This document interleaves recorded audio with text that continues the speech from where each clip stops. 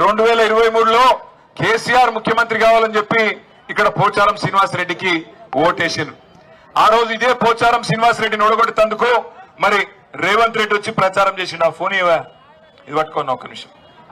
ఆ రోజు ఏమేం మాట్లాడిండంటే ఇగో ఇక్కడనే ఇదే జాగా ఇగో రేవంత్ రెడ్డి ఏం చెప్పిండో పోచారం శ్రీనివాసరెడ్డి గురించి మీకు నేను వినిపిస్తా. అరే आप लोग खामोश बैठे तो सुनाई. అనుకున్నా ఆయన కొడుకులు తలా వదికు ఇవాళ వాళ్ళ గురించి చెప్పాలంటే ఒక ఆంబోతులు ఎన్నుకుంటే అచ్చోసిన దున్నపోతులు 3 ఒక ఆంబోతులు 2 దున్నపోతులట. ఊర్లలో మైసమ్మకు దున్నపోతులను ఇచ్చిపెడతారు. అవి ఎక్కడ పడితే అక్కడ దొంగ శైలలో పడి పాకువాడలో మైసమ్మకి ఇచ్చిన దున్నపోతులాక ఊరు మీద వాడి మేస్తున్నారు. కొంచెమైనా సిగ్గుచేయడం ఉందా అని నేను అడుగుతున్నాను. ఇవాళ పోచారం శ్రీనివాసరెడ్డి గారు, నేను శాసనసభకు స్పీకర్, 119 మంది ఎమ్మెల్యేలను నియంత్రించాల్సిన బాధ్యత మీ మీద ఉంది. దాన్ని తప్పితే దాంట్లో పెట్టాల్సిన బాధ్యత మీద ఉంది. 119 సంఖ్య దేవుడు ఎరుగు. అచ్చోసిన ఆంబోతు లేకుండా నీ 2 కొడుకులను నియంత్రించలేవా? ఇక్కడ ఇసుక దోపిడీ మీదే, కంకర దోపిడీ మీదే. ఎవరు ఇల్లు కట్టాలన్నా ఇటుక మీ దగ్గరనే కొనాలి, కంకర మీ దగ్గరనే కొనాలి, సిమెంట్ మీ దగ్గరనే కొనాలి, కమిషన్లు మీకే ఇవ్వాలి.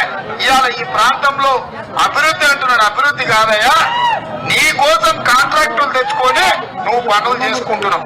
రోడ్లు వేస్తే నువ్వే వేస్తే, సీసీ రోడ్లు వేస్తే నువ్వే వేస్తే, సైట్ లైన్లు కడితే నీ కాంట్రాక్టే.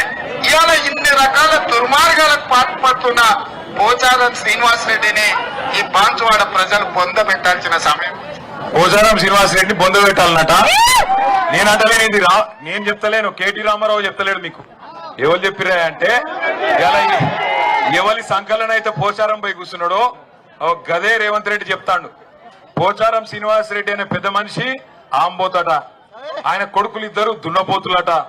మైసమ్మ కాడ దున్నపోతులను కట్టేసినట్టు మరి 2 దున్నపోతులను ఊరి మీదకి వదిలినావు. కంకరల కాంట్రాక్టు, ఇసుక దోపిడి నీదే అని ఇదే అంబేద్కర్ చౌరస్తాల రేవంత్ రెడ్డి పోచారం శ్రీనివాసరెడ్డిని మరి ఆ రోజు తిట్టిన బూతులు ఇవి. మరి ఒక్క నిమిషం, పోచారం శ్రీనివాసరెడ్డి అనే గొప్ప పెద్ద మనిషి ఆయనేం మాట్లాడిండో ఒక్కసారి మీకు వినిపిస్తా. జన్మలు మరవలేం సార్. ప్రాణం ఉన్నంత వరకు ఇంకోలేదు సార్. ఇంత మంచి నాయకుడు నేను కూడా 47 సంవత్సరాలు చూస్తున్నాను సార్. అనేక మంది చూసిన, కానీ రకరకాల మనుషులు ఉంటాం. చెప్పేది ఒకటి, చేసేది ఒకటి. దాన్ని మనస్ఫూర్తిగా సహోదయంతో చదివి చూపుతూ పోచారం శ్రీనివాసరెడ్డి వెంకటేశ్వర స్వామి సాక్షిగా చెప్పిండు కేసీఆర్ గారికి. ఏం చెప్పిండు ఎరికేనా? నేను 47 ఏళ్లలో చాలా మంది ముఖ్యమంత్రులను చూసినా, కానీ నీ అంత మంచోని చూడలేదు సారు. సచ్చే వరకు, ప్రాణం ఉన్నంత వరకు నీతోనే ఉంటా అని చెప్పిండు. మరి ఇప్పుడు చచ్చిపోయిండా బతుకున్నాడా? బతికే ఉన్నాడా? సప్పుడే ఏదైనా బండ కట్టుకుని బాయిల దుంకుమని రాదు. ఎందుకు ప్రజలు ఓటేసింది దేనికి? ఈ ముసలాయన చేస్తున్నది దేనికి? నాకు అర్థం కాక అడుగుతా. ఏమన్నా సిగ్గుందా? గిన్ని బండబూతులు తిట్టినోని పట్టుకొని, గిన్ని బండబూతులు తిట్టిన రేవంత్ రెడ్డి దంకల పోయి ఇలా కూర్చున్నాడు. నేను ఒకటే మాట అడుగుతున్నా, ఎందుకు పోయినావు? ఓటేసిన బాన్స్వాడ ప్రజలకు మోసం చేసి ఎందుకు పోయినావు చెప్తావా పోచారం శ్రీనివాసరెడ్డి గారు? ఎందుకు పోయినావు? దేనికోసం పోయినావు? ఇక్కడికి వచ్చిన మా ఆడబిడ్డలు మీరు చెప్పాలా. మరి మీకు ఎల్లుండి పోలింగ్ ఉన్నది, ఓటేయాల మీరు 11 తారీఖు నాడు. నేను అడుగుతున్న ఒక్క మాటకి సమాధానం చెప్పాలా మీరు. 4000 పెన్షన్ ఇస్తామన్నారు కాంగ్రెస్ వాళ్ళు, 100 రోజుల్లోనే ఇస్తామన్నారు. వచ్చిందా? వచ్చిందా రాలేదా? చేజు పెట్టురి. వచ్చిందా రాలేదా? లగాయించి చెప్పు, నిలబడతలేదు. వచ్చిందా రాలేదా? తులం బంగారం వచ్చిందా? మీ బాన్స్వాడలు అబద్ధాలు చెప్తారు, నాకు తెలుసు. 4000 వచ్చింది, మీరు అన్ని అబద్ధాలు చెప్తారు. వచ్చిందా రాలేదా? నిజంగా ఇప్పుడు 4000 పడలే? మరి గాంధారిలో పడ్డాయంటారు, పడలేదా మీకు? తులం బంగారం రాలేదా? నెలకు 2500 పడలేదా? మరి 2500 పడితే ఇప్పటికి 1,00,000 రూపాయలు రావద్దా మీకు? స్కూటీలు వచ్చినాయా? తులం బంగారం వచ్చిందా? విద్యా భరోసా కార్డులు వచ్చినాయా?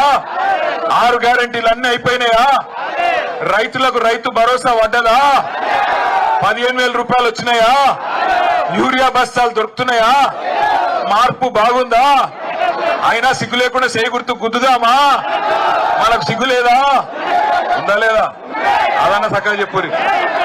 ఉన్నదా లేదా? మరి గిన్ని రకాలుగా హింసిస్తుంటే ఇంకా చేయి గుర్తు గుద్దుతాం, మనం గుద్దుతామా? పక్కానా లేదా? हमारे माइनॉरिटी भाइयों से बहनों से पूछ रहा हूं मैं, आपको भी वादा करे, आपको क्या बोले? माइनॉरिटी सब प्लान लाएंगे बोले। मौलाना आजाद के नाम पे तालीम तोहफा बोले, कुछ मिला क्या आपको? रमजान तोहफा వచ్చిందా చెల్లే? रमजान तोहफा मिला क्या आपको? బతుకమ్మ చీర మిలా? नहीं मिला कि मिला? బతుకమ్మ చీర రాలే, కనీసం రైక పెట్టిండా? వీడు చీర కాదు రైకనన్న పెట్టిండా? అయినా గుద్దుదాం మరి చేయి గుర్తుకు. వాళ్ళకి సిగ్గు లేకపోతే లేదు, మనకు లేదా?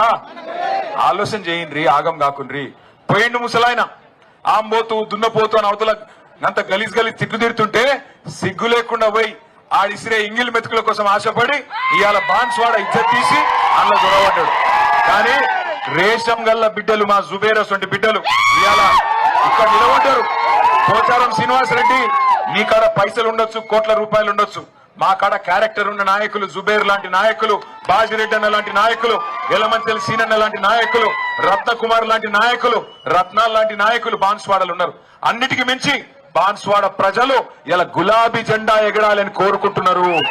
ఉత్తుత్తగానే కాదు, మీరు యాద పెట్టుకోండి, ఒకటే మాట యాద పెట్టుకోండి. ఒకసారి ఎవడన్నా మనను మోసం చేస్తే, ఆ రోజు 6 గ్యారంటీలు అన్నారు కదా, 100 రోజుల్లోనే పూర్తి చేస్తామన్నారు కదా, 420 హామీలు ఇచ్చిండ్రు కదా, ఒక్కటన్నా పూర్తయిందా? ఒక్కటైంది, ఫ్రీ బస్సు. ఇక ఫ్రీ బస్సు అందం చెప్పరాదు, మా ఆడపిల్లలు చెప్పాలి.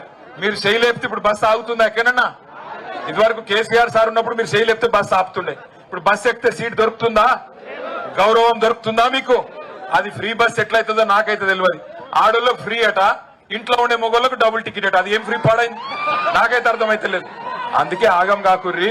మళ్ళా అరే నీకు దండం పెడతారా, నువ్వు గుట్టరా, నువ్వు छोड़ दे रहे मेरे को, कई को मेरे पीछे पड़ा, गला बैठ गया, कहां से लाया रे इसको? पोचारम भिजाया क्या इसको? పోచారం విజయ సార్, ఇగో నేను ఒకటే అంటున్నా, ఇక దొంగలకు సద్దులు కట్టింది చాలు, కాంగ్రెస్ దొంగలు సద్దులు కట్టింది చాలు. ఇలా రేవంత్ రెడ్డి అనే తోడు కాంగ్రెస్ మనిషి కూడా కాదు, యాద పెట్టుకోరు మీరు ఈ మాట అని. వాడు కుల్లా చెప్తుండు, ఓ ఉప్పర్ హమారే బడే బాయ్ అని చెప్తున్నాడు. ఊపర్ బడే బాయ్ అంటే ఇక్కడ చోటే బాయ్, ఊపర్ మోడీ ఆపే కేడి, ఇద్దరు దొంగలే. కాబట్టి పొరపాటున కూడా మా ముస్లిం అన్నదమ్ములకు నేను విజ్ఞప్తి చేస్తున్నా, ఈ లుచ్చగల మాటలు నమ్మకుండ్రి, మళ్ళా మోసపోకుండ్రి. ఎందుకంటే మీకు అర్థమైన మాటలన్నీ చెప్పిండు. మైనారిటీ డిక్లరేషన్ అన్నాడు, 1000 కోట్ల బడ్జెట్, 4000 కోట్ల బడ్జెట్ ఇస్తా అన్నాడు.